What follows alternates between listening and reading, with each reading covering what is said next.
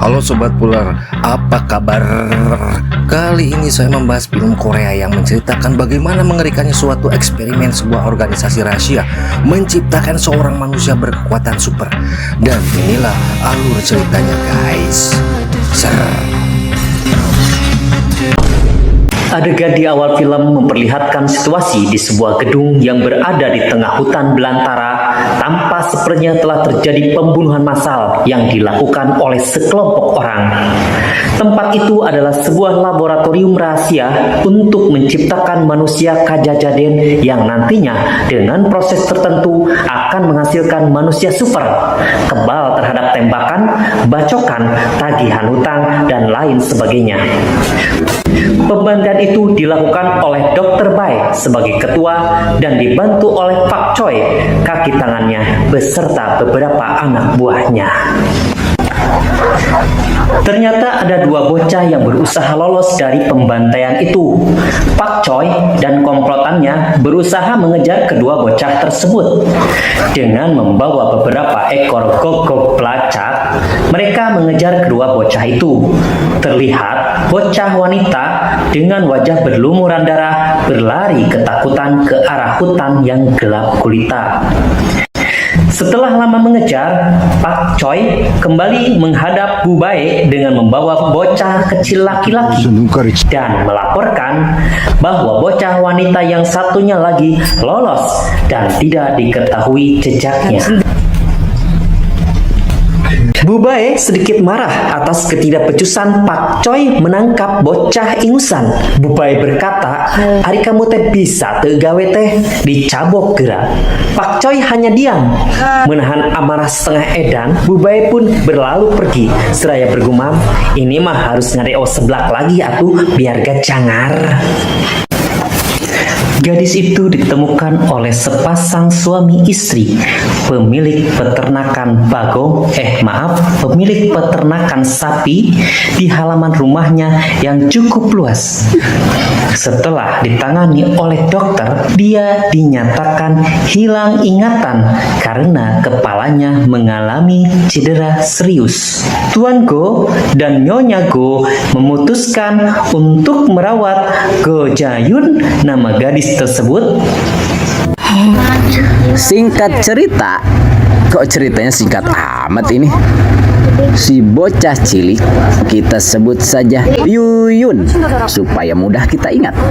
Tumbuh jadi seorang gadis yang ceria dan suka membantu temannya, tetangganya, Pak RT, Pak RW, Pak Lurah, dan tentu saja suka membantu orang tua angkatnya sendiri. Yuyun mempunyai teman dekat bernama Tuti yang kemana-mana suka bersama-sama main congklak, backles, lapleh, remi, ML, PUBG, dan lain sebagainya.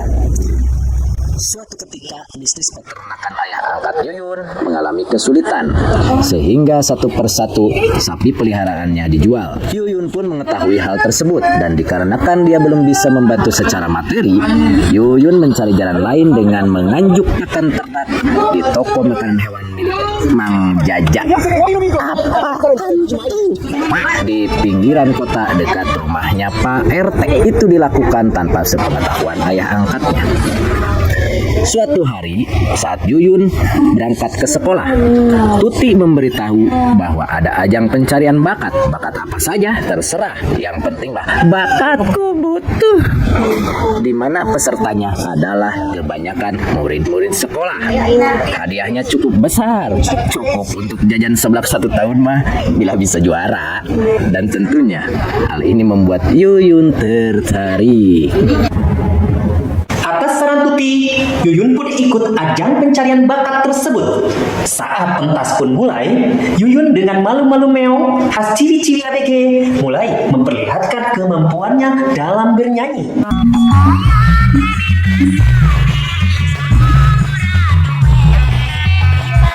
Tak disangka, dia lolos audisi dan maju ke babak selanjutnya. Waktu audisi kedua pun tiba. Yuyun dan Tuti berangkat naik kereta ke tempat audisi di kota. Ketika asik bercanda, tiba-tiba seorang pemuda yang duduk di depan tempat mereka menyapa Yuyun. Yuyun pun bingung karena tidak kenal beliau. Biar Anda tidak bingung, saya informasikan di awal, sebut saja Gawin. Pemuda ini adalah bocah lelaki di awal film yang berhasil ditangkap Pak Choi. Dan entah kenapa, dia bisa mengenali sosok Yuyun yang bersama beliau menjadi manusia eksperimen di laboratorium rahasia itu. Untuk membuktikan, Gawin menjajal Yuyun dengan mencabok jurus gerakan jari kilat. Yuyun tidak berusaha mengelak, malah diam dan meneteskan air mata. Gawin pun jadi heran dibuatnya. Dengan hati yang bertanya-tanya dan jengkel, Gawin pun pergi meninggalkan mereka. Gawin ternyata sudah mempunyai kekuatan di atas rata-rata manusia normal. Terbukti ketika dia dengan mudah menghabisi salah satu penumpang kereta yang bersenggolan dengannya. Dengan sekali gocek, si penumpang tersebut langsung KO. Dan dengan enteng si Gawin membuang tubuhnya keluar kereta. Singkatnya, ketika Yuyun sampai di kota, dia pun langsung menuju panggung audisi. Jamani demak nan baik sunasa isin pengen kakek kawin. Di tempat lain, saat perlombaan disiarkan di televisi, Dr. Bai dan Pak Choi kebetulan sedang santai ria melihat acara itu. Dr. Bai langsung mengenal Yuyun yang tampil di televisi adalah bocah cilik yang dulu kabur dari laboratorium rahasianya. Dengan wajah yang sumringah, dia pun merencanakan sesuatu dengan Pak Choi untuk menangkap kembali Yuyun bagaimanapun caranya. Ternyata respon dari penonton sangat luar biasa atas penampilan Yuyun dan dia pun difavoritkan menjadi juara perlombaan tersebut.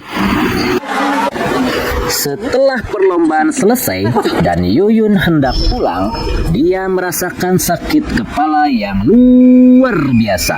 Dan hal tersebut dia sering alami di saat yang tidak terduga. Dia pun sudah berusaha untuk menghilangkan sakitnya itu dengan makan seblak, bakso, rujak, gado-gado, karedok, dan pokoknya mah yang lada-lada. Tapi tetap pusingnya tidak hilang. Dia pun sudah berkonsultasi ke dokter kandungan dan diprediksi usianya tidak akan lama. Tapi Yuyun tetap menjalani hidup dan berusaha untuk tetap tegar. Ketika Yuyun dan Tuti sedang menunggu kendaraan umum, tiba-tiba ada mobil yang berhenti di depan mereka. Tampak dari mobil itu segerombolan bapak-bapak berwajah sangar, sebut saja Mang Japra sebagai kokojonya bersama beberapa anak buahnya. Diketahui nanti Mang Japra inilah adalah anak buah Pak Choi. Dia mengakui agen artis dan mengajak Yuyun untuk pergi pulang bersamanya. Dengan sedikit risih, Yuyun pun menolak ajakan Mang Japra dan berhasil menghindar darinya karena pada saat bersamaan muncul rombongan orang yang membuat Mang Japra CS tidak bisa berbuat apa-apa. Sampai di kota mereka dan sedang menunggu bus, Tuti mendadak ingin buang air kecil. Dia meninggalkan Yuyun sendiri di pinggir jalan. Tak lama, sebuah mobil berisi pemuda yang ternyata Gawin, gesik ieu wae, sudah ada di depannya. Gawin mengatakan hal yang tidak-tidak tentang Tuan dan Nyonya Go, sehingga membuat Yuyun panik dan berlari menuju rumah.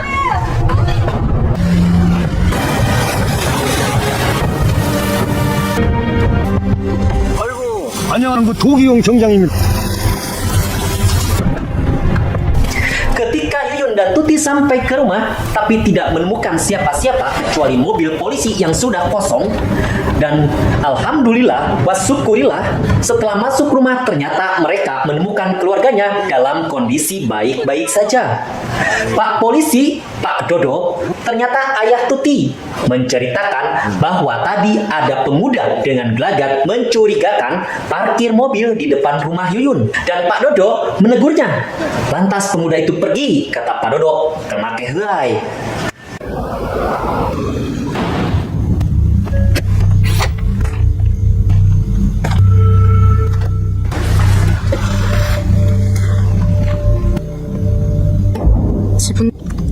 Goodbye. Gawin bersama 3 konconya atas perintah Dr. Bai membunuh Direktur Go yang merupakan peneliti gen nasional yang diajak kembali bekerja sama oleh Dr. Bai, namun menolaknya. Aksi Dr. Bai rupanya berbeda pendapat dengan Pak Choi. Pak Choi ingin Yuyun yang dibunuh agar tidak membahayakan mereka di kemudian hari. Sebaliknya, Dr. Bai ingin Yuyun ditangkap. 통제될 리가 않지 않습니까? Malam harinya, Yuyun terbangun karena mendapat firasat buruk.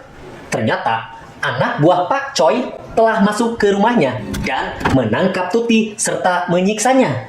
Kasihan. Melihat itu, Yuyun berubah menjadi sosok yang berbeda. Dengan mudah dan tanpa tenggang rasa, ia menghabisi semua anak buah Pak Choi. Kemudian, muncul Gowin bersama teman wanitanya. Lalu, Mengancam. Yuyun, jika tidak mau ikut, maka semua orang di kota itu akan dilenyapkan. Mau tidak mau, suka tidak suka, Yuyun pun pasrah dan menurutinya. Sambil berjanji pada Tuti, kami akan segera kembali ke iklan ya.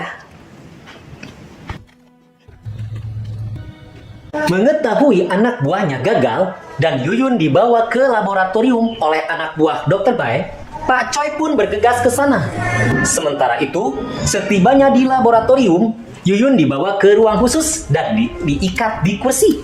Dr. Bai mencoba mengembalikan ingatan Yuyun dengan sebuah alat. Yuyun bisa seperti ini karena modifikasi gen dan salah satu eksperimen yang berhasil mendekati sempurna dibandingkan yang lainnya. Sakit kepala Yuyun selama ini adalah efek dari eksperimen tersebut. Dr. Bai memerintahkan untuk menyuntikkan serum berwarna biru yang bisa meredam penyakit Yuyun selama 1 bulan. Kemampuan Yuyun juga bisa 100% berfungsi. Di luar dugaan Dr. Bai, Yuyun tidak pernah hilang ingatan. Ia dengan cerdik sengaja ditangkap agar tahu cara menyembuhkan penyakitnya setelah membebaskan diri dengan mudah.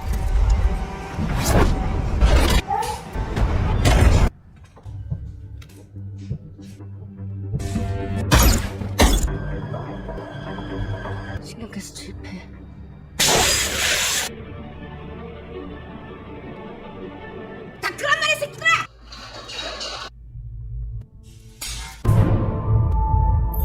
Yuyun langsung mendatangi Dr. Bai dan mendudukan pistol dan memintanya menunjukkan tempat penyimpanan serum berwarna biru.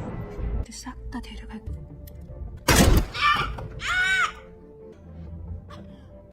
Sementara itu, Pak Choi dan konconya sampai di laboratorium dan dihadang rekan kerja Gowin.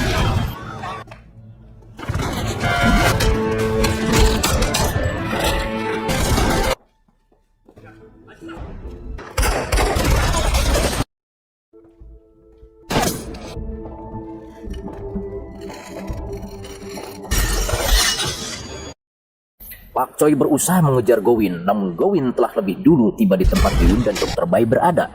Pertarungan Yuyun dan Gowin pun tidak terelakkan.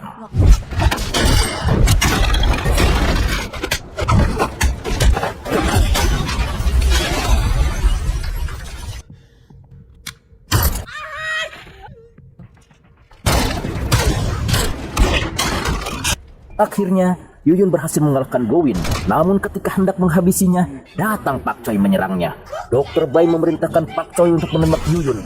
Namun malah Dr. Bai yang ditembak oleh Pak Choi. Teman wanita Gowin datang dan menyerang Pak Choi. Namun tak bisa berbuat banyak. Pak Choi pun sekarang berhadapan dengan Yuyun. Dan Pak Choi pun harus kehilangan nyawanya di tangan Yuyun. Teman wanita Gowin tiba-tiba menyerang Yuyun. Walaupun sempat tertusuk pisau, Yuyun dengan mudah melenyapkannya. Gowin kembali mencoba memanfaatkan situasi. Ia pun tak kuasa menghadapi Yuyun. Namun, sebelum meregang nyawa, Gowin memberitahu tempat serum biru disimpan.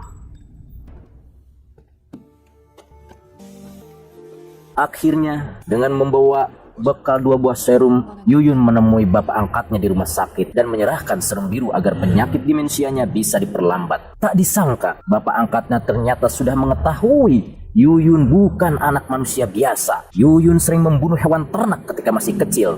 Dia pun sempat ingin mengusir Yuyun, tetapi istrinya mencegahnya dengan alasan Yuyun bisa jadi orang baik bila dirawat dengan penuh cinta dan kasih sayang.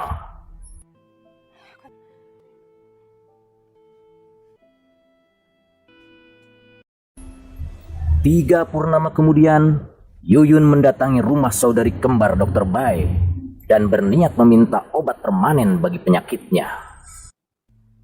Seorang perempuan dengan wajah penuh luka muncul di samping Yuyun. Dengan tenang, Yuyun mengatakan akan membunuhnya bila berani menyentuh dirinya.